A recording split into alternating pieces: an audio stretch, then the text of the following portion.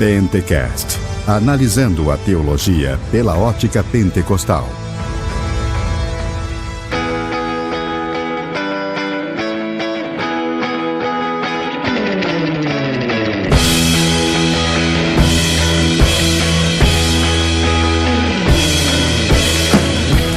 Fala, varão! Paz e graça a todos! Estamos aqui mais uma vez com o Pentecast, agora o número 3. Eu sou Anderson Fábio e eu não faço pudim porque eu não sei o que é banho-maria.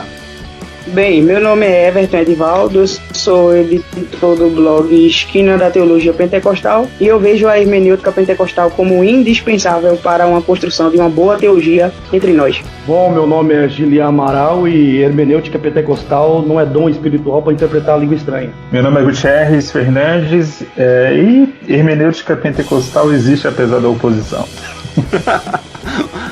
Então, pessoal, nós estamos aqui hoje com o nosso convidado Gutierrez Siqueira. Seja muito bem-vindo, Gutierrez. Muito obrigado, Anderson. Prazer estar aí com você, com o Gilian e com o Everton, que a gente já se conhece há bastante tempo aí pelo Facebook. É um prazer estar falando com vocês pela primeira vez. Então vamos iniciar a nossa conversa aqui, o nosso bate-papo sobre hermenêutica pentecostal.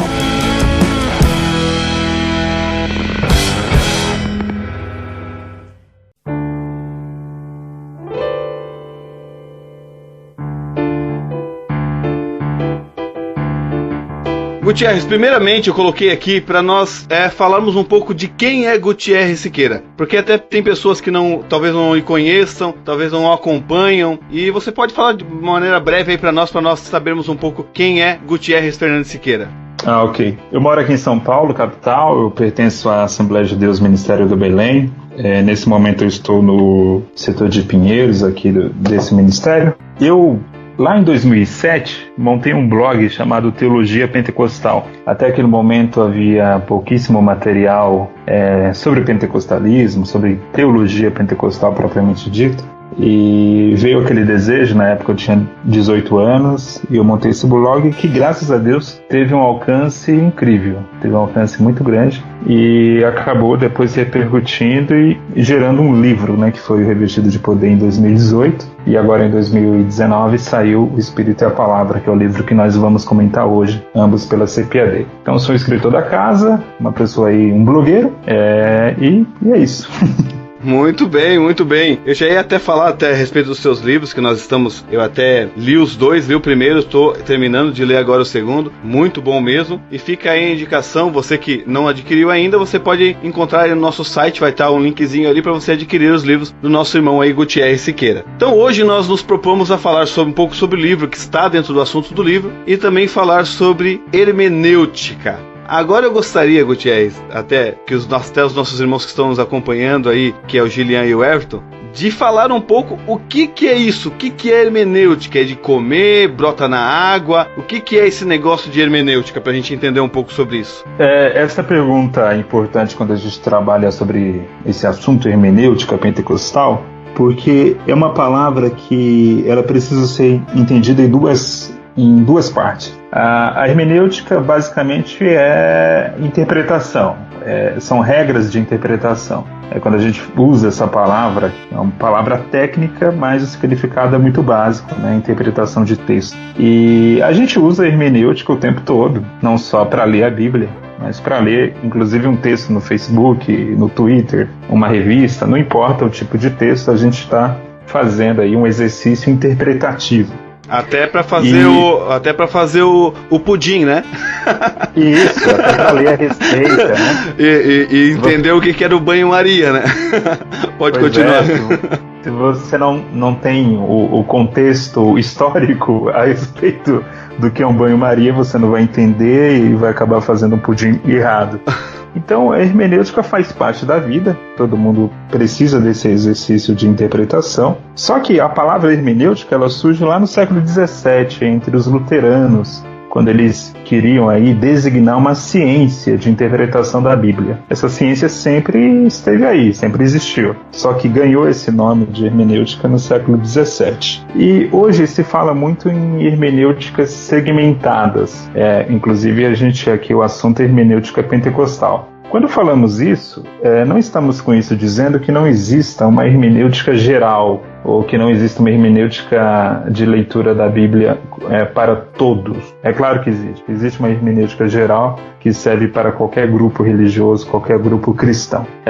Mas quando a gente fala de hermenêutica pentecostal, ou luterana, ou católica, ou reformada, estamos falando de algumas características desses grupos que ressaltam determinada interpretação bíblica. Então, o que aquele grupo tem de peculiar que acaba levando aquele grupo a ter uma leitura que ressalta determinada doutrina nas Escrituras, por exemplo, né? Então esse é o assunto quando nós tratamos a respeito de hermenêutica pentecostal. Então, dentro disso, o que seria então uma hermenêutica pentecostal numa visão clara, assim, de forma bem prática? Nós temos uma determinada, vamos dizer assim, até alguns pentecostais não estão querendo mais usar essa palavra cosmovisão, sim. Mas a hermenêutica pentecostal estaria ligada com isso, com uma cosmovisão, com uma visão que nós temos de mundo pela interpretação que nós temos das Escrituras? Seria mais ou menos nesse sentido?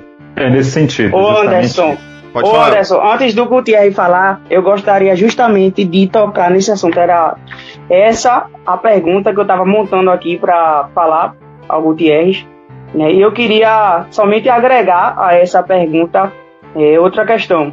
Se pode falar hoje em dia hermenêutica pentecostal ou até mesmo no pentecostalismo como uma cosmovisão, porque, por exemplo, quando a gente parte para o movimento reformado, de modo geral, né, você vê alguns falando em, por exemplo, o calvinismo como uma cosmovisão de mundo, não é isso? Então, até que ponto se pode falar no pentecostalismo como uma cosmovisão de mundo? Até porque eu já fiz algumas leituras que levam para essa direção. A partir de que momento na história, né, no espaço-tempo, se começa a falar numa hermenêutica pentecostal propriamente dita? É aquele momento que o site cai e diz assim, não, nós precisamos construir uma hermenêutica ou se falar em hermenêutica pentecostal. Então, mais ou menos isso.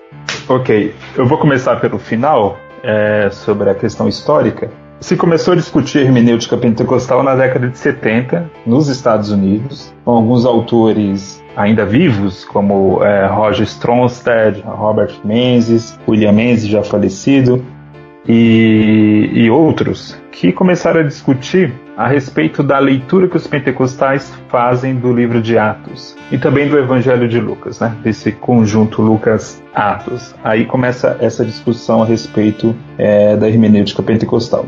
Então, o que seria exatamente a hermenêutica pentecostal?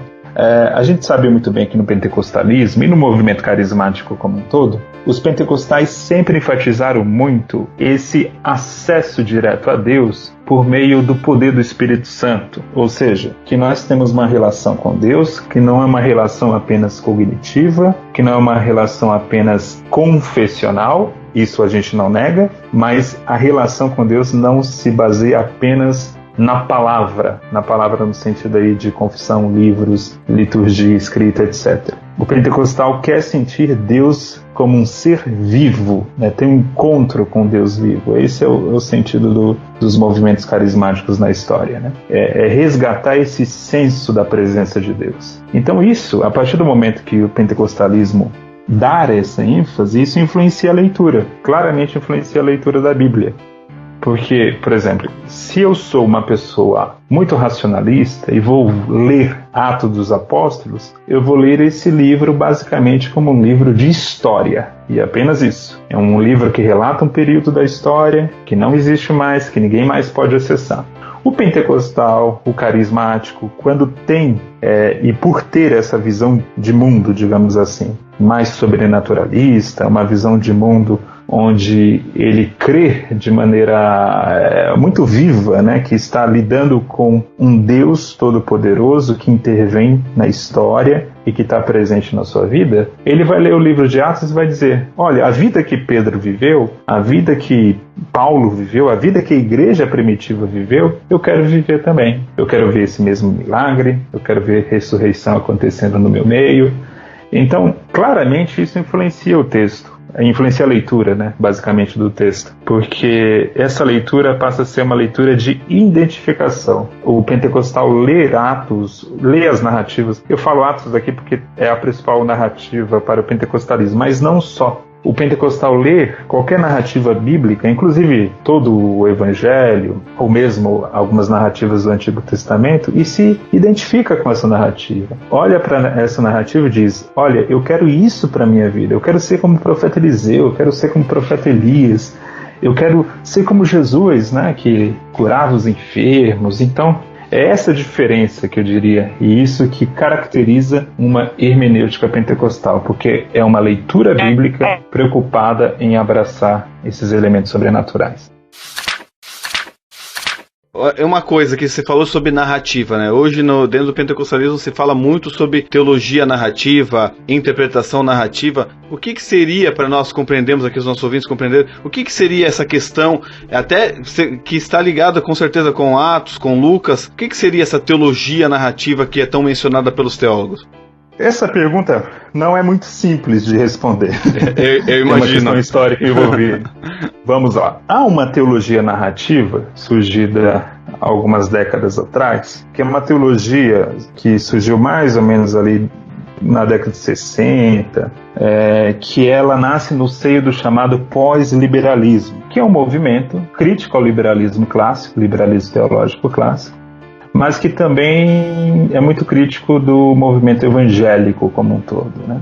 E esses teólogos narrativos, eles trabalham a seguinte ideia, mais ou menos, né? Eu estou resumindo aqui de maneira muito grosseira. Eles trabalham com a ideia de que o cristianismo como um todo, especialmente o cristianismo evangélico, ele é tão racionalista e tão apegado ao texto, à palavra, que isso é errado na visão deles e que nós deveríamos ter uma visão de mundo voltada para a história. Em que sentido, né? Eu me envolvo com Deus numa espécie de drama histórico.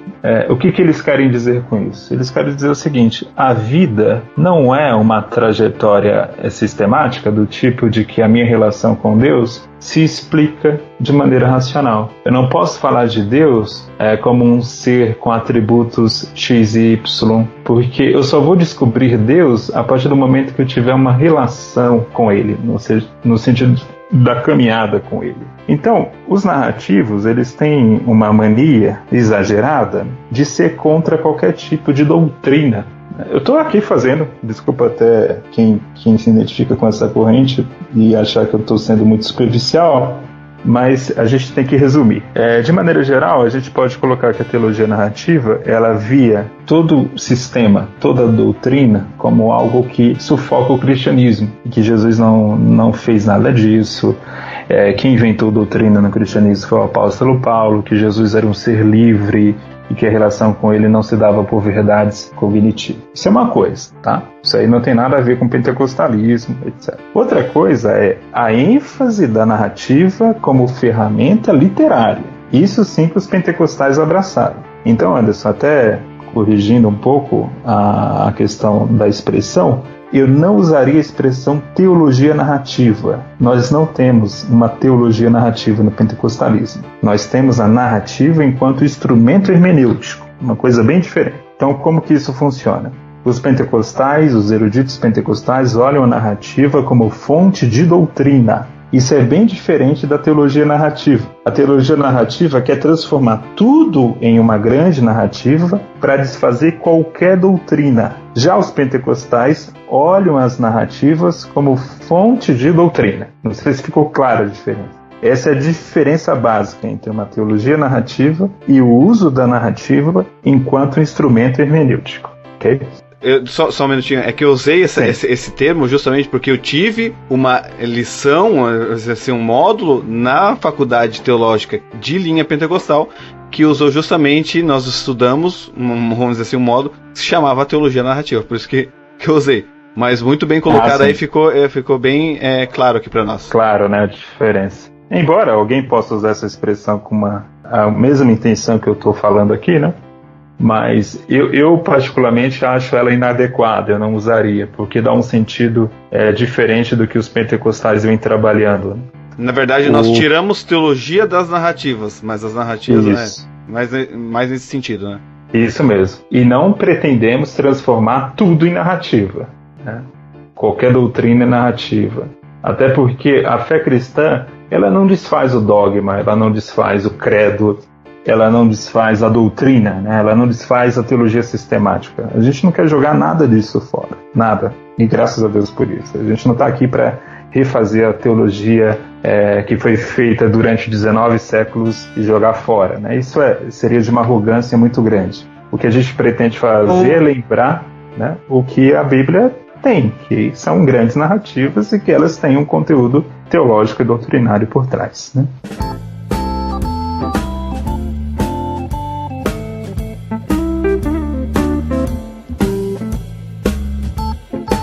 Então, assim, Gutierrez, você estava falando sobre a questão de dogma. Nós sabemos que dentro de hermenêutica nós temos interpretações que são interpretações clássicas, né?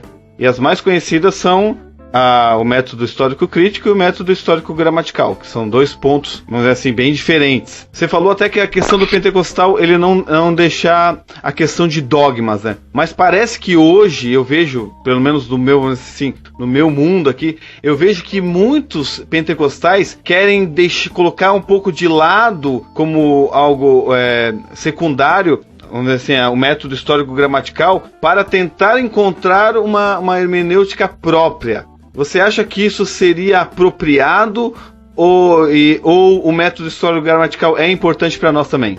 Então, romper com o método histórico-gramatical é um exagero. O pentecostalismo, desde o seu início teológico, né, que foi ali na década de 30, quando se iniciou as primeiras faculdades teológicas no movimento pentecostal, sempre usou o método histórico-gramatical.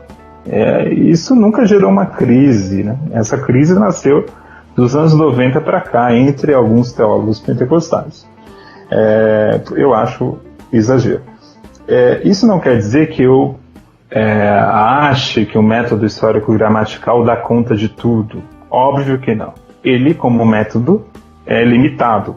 Então, todo método é necessário que a gente reconheça a sua importância e a sua limitação. É por isso que o método histórico-crítico, inclusive, ele tem algumas contribuições ao pentecostalismo. Quando você pega autores como Roger Stronstad e o Robert Menzies, eles trabalham muito com a chamada crítica da redação, que é um método que nasceu, ou que é uma ferramenta, melhor dizendo, que nasceu dentro do método histórico-crítico. O que é essa crítica da redação? É você buscar justamente atrás das narrativas dos evangelhos a teologia por trás desses autores. Por que Mateus e Lucas, por exemplo, abordam de maneira diferente a mesma história? Né? Porque eles possuem, cada um, uma preocupação doutrinária e teológica específica que respondia a uma necessidade da igreja ou do grupo que eles estavam ligados. Né? Mateus, por exemplo, estava mais ligado a judeus e Lucas mais ligado aos gentios. Então,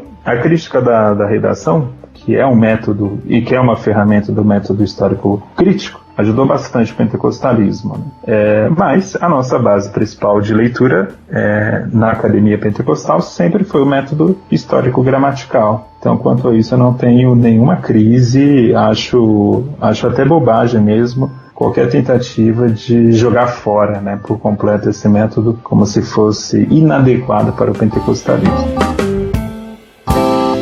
Excelente, deixa eu só continuar aqui, né, nessa pegada, porque assim, você cita até no seu livro a questão de muitos arminianos raivosos, né? Relacionado à teologia reformada, à teologia pentecostal. Eu vejo que nessa crítica é justamente por causa desse meio que nós estamos vivendo. Claro que veio um pouco antes, mas hoje a gente vê mais forte por causa desse meio, porque me parece que muitos pentecostais hoje querem rejeitar tudo o que vem da teologia reformada, como se a teologia reformada em si fosse um mal em si, compreende? E querem, a partir daí, surgiu uma nova teologia que se fosse como se o pentecostalismo caísse de paraquedas no meio da história e agora daqui pra frente nós vamos criar uma nova teologia, uma teologia nossa. Então eu vejo que muito acontece por causa disso, por causa dessas questões. E até no livro você aborda, que eu também concordo com isso, que as pessoas muitas vezes rejeitam totalmente a questão de reformados, mas esses teólogos, como você falou muito bem até no seu livro O Espírito e a Palavra, eles têm a contribuir conosco, porque por mais que eles tenham coisas divergentes, eles têm coisas que contribuem também para a nossa visão pentecostal. Eu vou dar um exemplo. Por exemplo, nós temos um reformado que é totalmente contra o pentecostalismo, que é John MacArthur, certo? Sim. Só que por outro lado, John MacArthur é dispensacionalista. Então, ele, por mais que por um lado ele rejeite, por outro lado ele tem uma visão que o próprio pentecostalismo tem a respeito da escatologia. Então tem coisas a contribuir. Até eu adquiri recentemente um livro dele que é da própria CPAD, que é um livro bem antigo, que é a Segunda Vinda da própria CPAD, que fala a respeito da Segunda Vinda, que é de John MacArthur. Então tem esse ambos que deve haver um equilíbrio. E é justamente o que está acontecendo hoje no meio pentecostal, é justamente isso, e é isso que eu acho que nós temos que cuidar. Não sei se você tem alguma colocação quanto a isso. Não, concordo plenamente.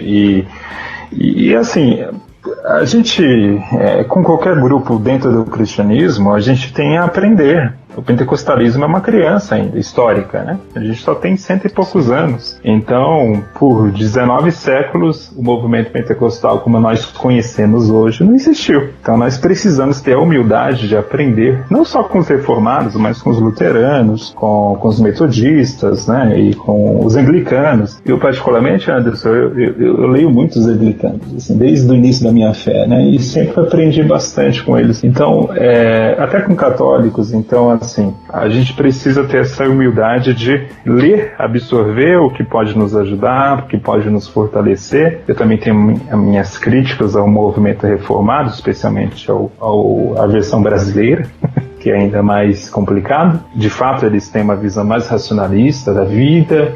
De fato, às vezes eles se apegam ao texto bíblico de uma forma inadequada, como se o texto bíblico fosse uma espécie de teologia sistemática. Tem esses equívocos no movimento reformado brasileiro, mas a gente tem muita coisa a aprender também. Especialmente essa ênfase reformada na valorização da Bíblia como palavra de Deus, como autoridade.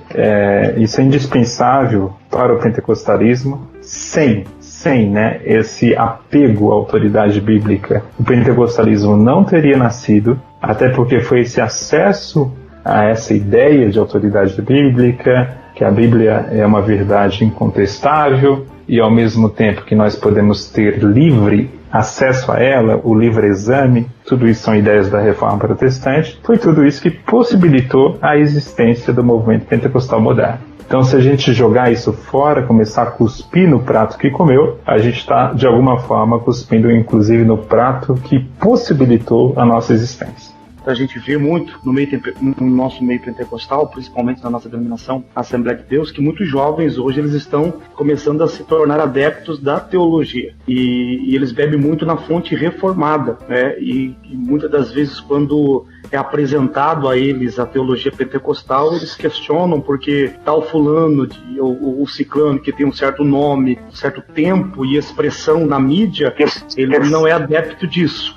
Então, como tentar mudar a ideia dessa geração que está dentro de uma denominação pentecostal, a qual a doutrina pentecostal ela é manifesta, nós cremos nos dons, nos carismas, no batismo com o Espírito Santo, mas essa geração que está entrando em escolas teológicas bebe muito na fonte, na questão da fonte reformada, põe em dúvida e questiona-se se realmente isso vem de Deus ou não. O que poderia ser feito? Como tentar convencê-los de que, embora a gente tenha essa herança reformada, mas nós precisamos nos entregar e ser cheios do Espírito Santo, crer nos dons espirituais e que eles ainda são para nós nos dias de hoje.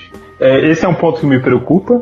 Eu vejo isso acontecendo, pentecostais que não têm nenhuma base teológica e quando começam a ter, eles bebem tanto da teologia reformada que acabam esquecendo que nós também temos uma teologia, especialmente, né, uma pneumatologia.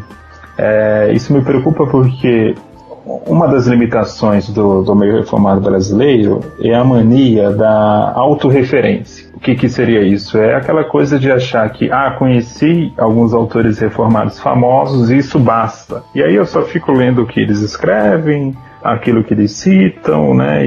E aí acaba não conhecendo outras tradições. não só pentecostal, mas mesmo outras tradições evangélicas. Então, é necessário muito cuidado com isso, porque isso empobrece a teologia, isso empobrece o conhecimento teológico. E nós, hoje, diferente, Anderson, quando eu comecei o blog Teologia Pentecostal, lá em 2007, Sim. que praticamente havia pouquíssimo material traduzido sobre teologia pentecostal. O que havia era basicamente a obra do Stanley Horton, que é ótima, mas eram 3 livros basicamente do Stanley Horton sobre o assunto. Havia um livro traduzido do Anthony de Palma e um livro que se esgotou rapidamente do Robert Menzies, do William Menzies, e só. Sim. Havia também os mais antigos, né? Meir Perman, Donat G., que também estavam esgotados há muito tempo, e era basicamente isso que a gente tinha lá no cenário de 2007. Hoje não. Hoje as principais obras de teologia pentecostal já estão traduzidas. A Teologia Carismática de Lucas, do Roger Stromstad, que eu considero um divisor de águas na teologia pentecostal. Até a publicação desse livro em 1984, a teologia pentecostal era uma, passou a ser outra depois desse livro, passou a ser bem melhor. E está traduzido, foi publicado em 2018 pela CPAD.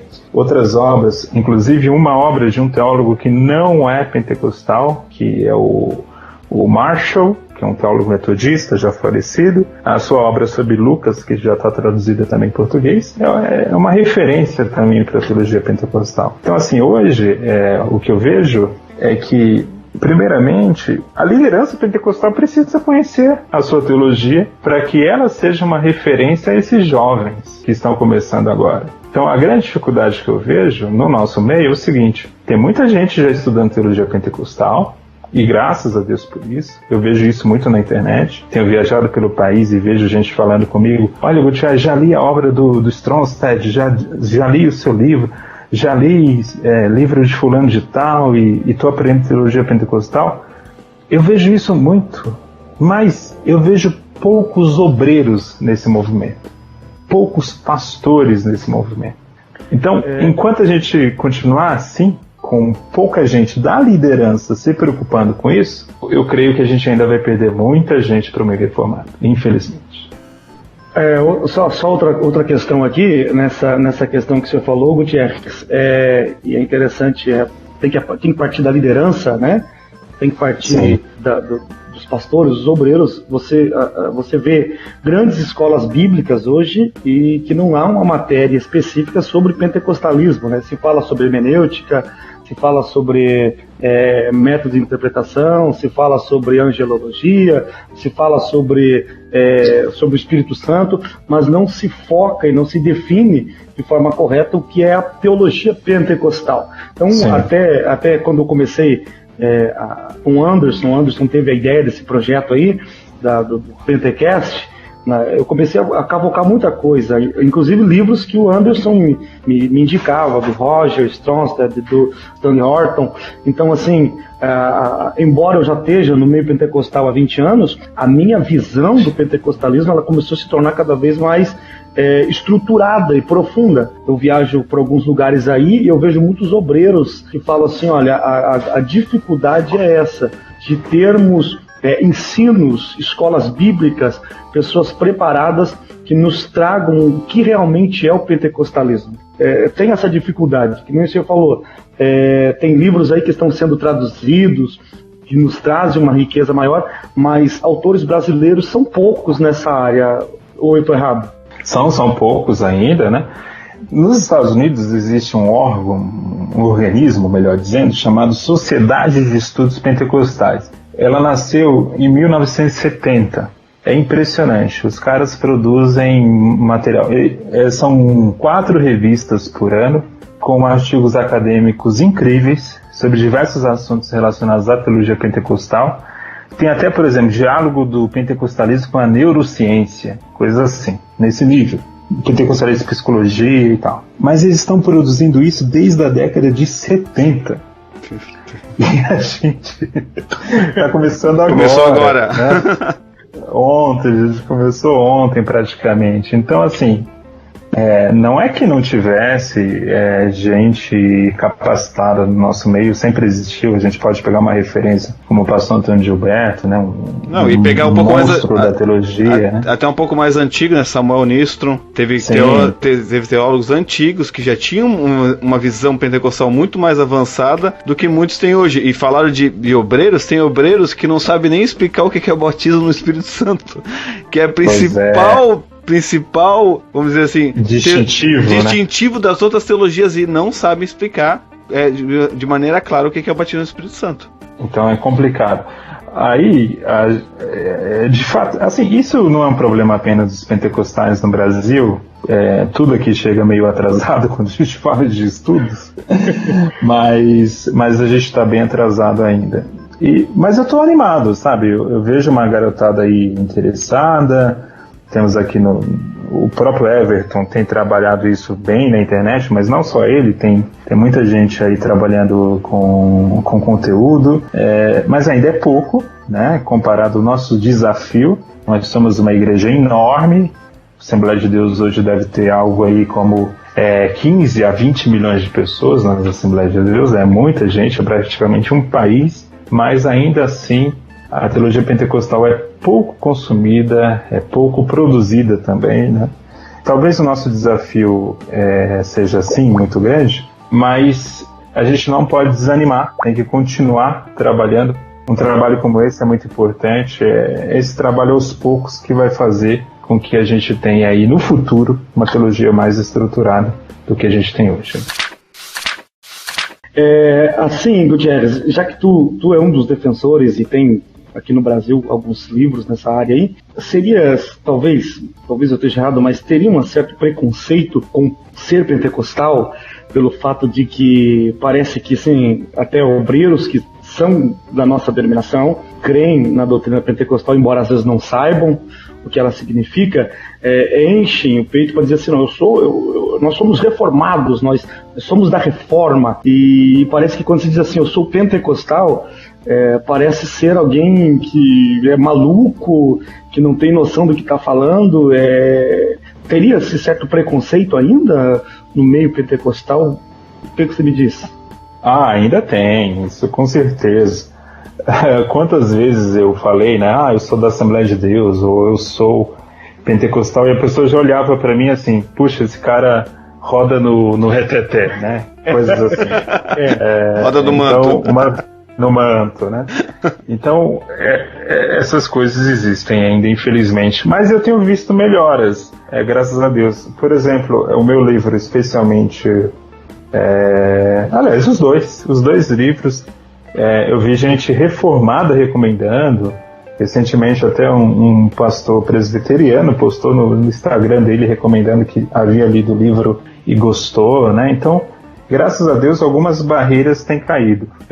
Ainda falta, né, muita coisa. Mas, por exemplo, eu vou publicar um material sobre teologia pentecostal, em coautoria. Não posso falar muita coisa ainda. Mas esse ano, por uma grande editora não pentecostal. Então, assim... olha só. Legal. Então, é um tipo de coisa que, graças a Deus, está acontecendo, né, aos poucos, mas...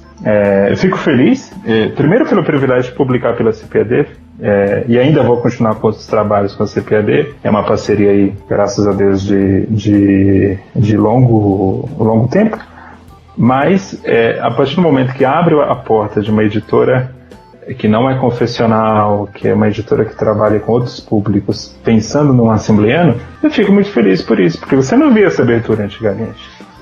Mesmo os nossos melhores teólogos só publicavam por uma editora mais confessional, né? Deixa eu só falar uma coisa aqui. Deixa o convite aqui, que provavelmente ele vai escutar. Eu falei que nós íamos gravar aqui contigo. E o podcast Castminster, fica aí um abraço pro Alexandre Rocha. Falou, olha, fala com o Gutierrez Siqueira lá pra ele gravar com a gente também. Já tá aí o convite, Gutierrez. Um podcast reformado, direcionado a reformado mesmo, que é Castminster, vem de Westminster, né? E já tá o convite feito aí pra ti, já pra participar lá com eles. Agora deixa eu tratar uma questão. Deixa eu tratar uma questão aqui rapidinho. essa questão, vamos dizer assim, de certo preconceito, eu creio que, como a gente está falando de hermenêutica aqui, falamos um pouco de teologia, mas o foco aqui é hermenêutica, eu acho que está muito ligada na questão própria vamos dizer assim, das interpretações que os pentecostais têm muitas vezes das escrituras. Nós vemos, vamos dizer assim, de uma forma mais popular, não acadêmica, mas popular, interpretações muito alegóricas, espiritualistas, né? E digo aqui até de um livro que eu estou lendo, eu não vou dizer o autor, até para não ter ressalvas aqui, não vou mencionar o autor, mas é um autor pentecostal, pioneiro do avivamento pentecostal, e ele vai tratar do texto de Agag, de Agag, e ele fala que Agag tinha que morrer porque Agag representava a nossa natureza carnal, o nosso velho homem. Então, assim, eu discordei dele nessa interpretação, porque nós vemos muito na interpretação pentecostal. Por isso que eu tratei um pouco aqui do histórico gramatical, que eu sei que não é um método, vamos dizer assim, que deve ser colocado num patamar acima de todos. É um método que deve ser usado também. Mas é válido esses tipos de interpretações alegóricas, porque da mesma forma que ele usou que Agag é o velho homem, eu poderia usar que Agag tinha que morrer, o que poderia ser qualquer outra coisa.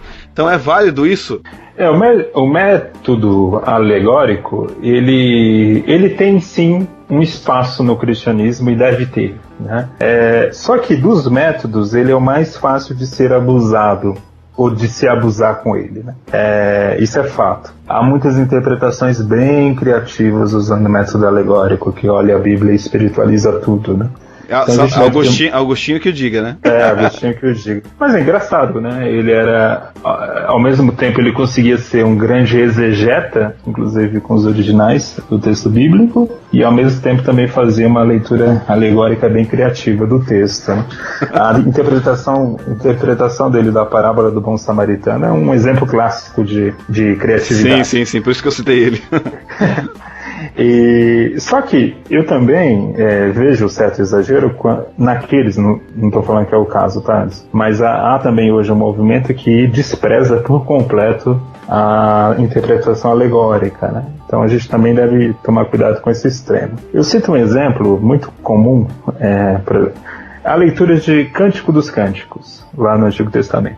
Se a gente usar apenas o método histórico-gramatical, o que a gente vai falar? A gente vai falar que aquele é um poema de amor. É um poema de amor entre, provavelmente, Salomão e sua esposa, ou uma das suas esposas, e que é um poema meramente até erótico, etc. Só que por 19 séculos a igreja leu aquele texto como um símbolo do amor de Cristo pela sua igreja. Eu não posso agora, né, o iluminado no século XXI, abrir a boca e dizer: esses irmãos por 19 séculos estavam errados. Não, porque uma leitura não contradiz a outra. Eu posso ler de maneira, obedecendo as regras do método histórico gramatical, e ler esse texto de Cântico dos Cânticos como um poema de amor, como posso, um poema de amor entre seres humanos, né? Ou posso também ler como um poema de amor entre Cristo e a igreja. Para mim não são coisas incompatíveis. Então há espaço aí também para a leitura alegórica. Só que, volto a repetir, ela é muito fácil de ser abusada. Então o que eu recomendo? Não vamos jogar fora a leitura alegórica, mas que ela seja feita junto com outras leituras, especialmente com o histórico-gramatical. Então, quando a gente faz as duas em conjunto, aí tem um equilíbrio maior, aí enriquece mais, inclusive, a pregação. Eu falei isso porque a gente vê que o método alegórico é usado muito. E o que eu vejo, eu não estou aqui querendo julgar pregadores, pelo amor de Deus, mas eu vejo mais uma preguiça de se debruçar no texto, que é muito mais fácil eu dar uma lida no texto e começar com a minha imaginação, imaginar um monte de coisa em cima do texto, do que eu me debruçar e realmente estudar. Na verdade, eu não sou contra o método alegórico, né? Até concordo que muita coisa, até tem o texto que usam de Isaac e Rebeca, que fazem uma alegoria com o Cristo e a igreja. Tem coisas assim que você vê assim que tem um sentido, que há uma lógica, só que tem coisas que são muito forçadas. E essas forçações dá um patamar assim de que o pentecostal, como já tem há muito tempo, nós temos essa fama de que o pentecostal não estuda, justamente porque não quer se debruçar no texto. E isso, como o pentecostalismo ele dá vazão para muitas pessoas que não têm um conhecimento vasto, que já entram no ministério, que com, vamos dizer, 5, 6 meses já começam a pregar, sem uma preparação, e começam a usar muito esse método, eu acho que há uma depreciação ao pentecostalismo também por causa do uso exagerado, como você falou, da parte da alegoria.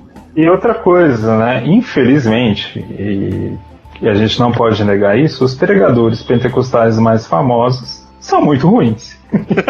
Os mais famosos, né?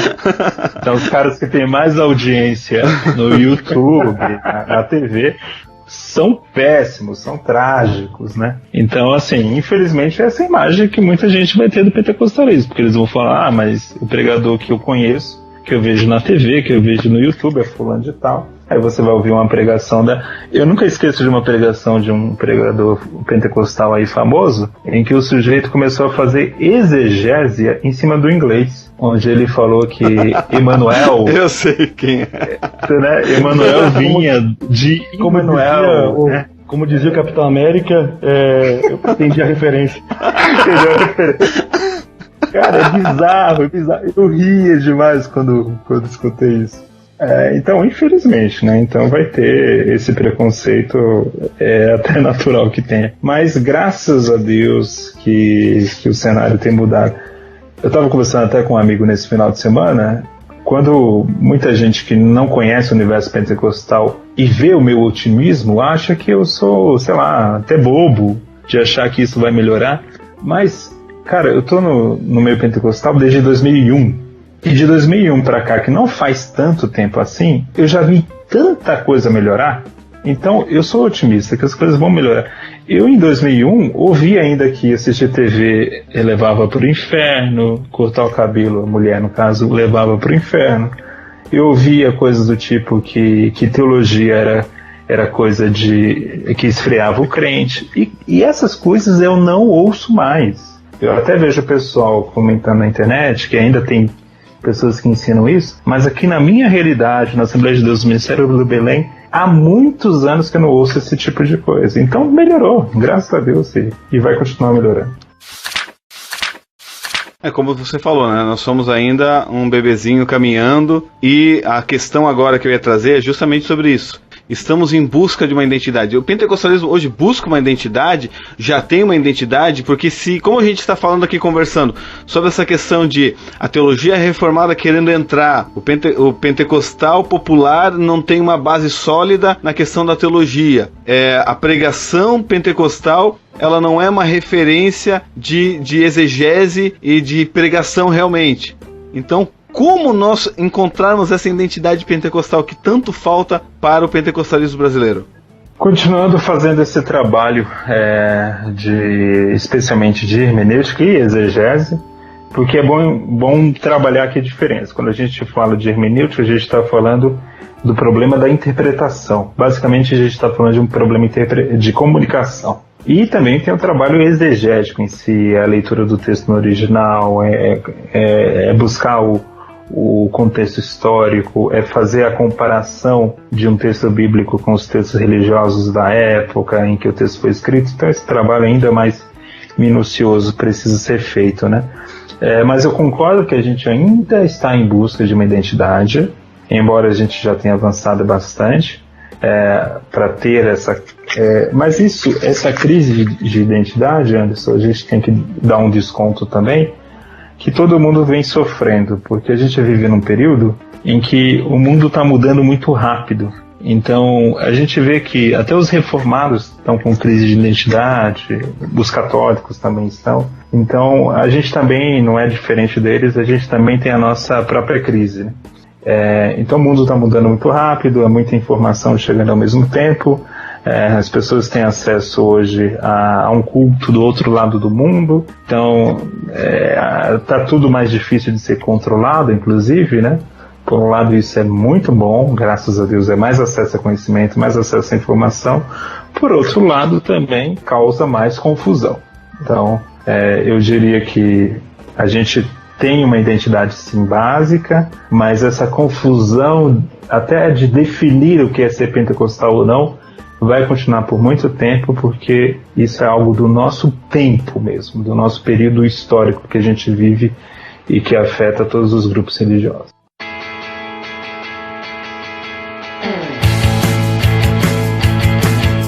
Muito mais coisas nós poderíamos estar falando aqui a respeito da teologia pentecostal, da hermenêutica pentecostal, mas nós vamos ficar por aqui, que é só uma introdução. E já deixo recomendado aí os livros do Gutierre Siqueira, Revestidos de Poder, uma introdução à teologia pentecostal, da editora CPAD, e também O Espírito e a Palavra, fundamentos, características e contribuições da hermenêutica pentecostal, também da editora CPAD. Eu sou Anderson Fábio, muito obrigado, Gutierrez, por estar aí conosco. Obrigado, Anderson, foi um prazer estar com vocês, e que Deus abençoe esse trabalho e que possa ser um podcast que tenha uma longa trajetória, inclusive na conscientização da nossa rica teologia pentecostal. Antes de nós encerrarmos, eu quero deixar aqui uma nota. Gutierrez Fernandes Siqueira, eu não copiei o seu podcast. Pois cara, tem que... Eu não copiei seu podcast. Surgiu esse nome que eu tava pensando num podcast, Pentecostal Cast. Pentecast, aí o que eu fiz? Eu fui para o Google e procurei no Google se tinha algum podcast. Eu botei podcast Pentecast, Pentecast Podcast, e fui também no Facebook e procurei páginas somente que tinham o nome Pentecast. E falei, eu até pensei, como ninguém teve uma ideia assim? Falei, vamos fazer. E esses dias eu encontrei um outro podcast que estão fazendo também com o nome Pentecast, só que o nosso nós já tínhamos comprado o domínio, né? www.pentecast.com.br. E nessa busca eu encontrei lá de 2014, eu acho, ou antes, 2004. Foi 2014. 2014. Não, acho que foi até antes, viu? E tava lá, Pentecast Gutierre Siqueira. Eu falei, meu Deus, o Gutierre acha que eu tô copiando. Mas não foi cópia, tá? Foi ideia própria, Deus é ciente disso. Mas como o nome é tão bonito, já tinha usado já. E na verdade tem um podcast, eu acho que americano, que se chama Pentecast. Mas nós acabamos comprando o domínio agora. Agora é nosso. www.pentecast.com.br, tá aí. E obrigado por estar conosco e que esse podcast possa continuar mesmo. A gente tem bastante luta, porque você que fez sabe que não é fácil fazer um podcast, edição, tudo. Mas em nome de Jesus nós vamos continuar aí. Já tem convite já pro César Moisés, pro Altair Germano, para estar conosco também, e vai ser uma bênção em nome de Jesus. Com a bênção pastoral aí, nosso evangelista Gilian Amaral. Valeu, Bill, valeu, Gutierrez, um abraço para vocês aí. E o bom é que saber que a gente não tá sozinho, né? A gente vê na nossa própria página no Facebook muitas páginas aderindo, gente que tem essa mesma ideia, que estão juntando esse grupo para defender a doutrina pentecostal. Obrigado, que a paz do Senhor Jesus, o amor de Deus, nosso Pai, e as doces consolações do Espírito Santo estejam com todos, em nome de Jesus. Um abraço.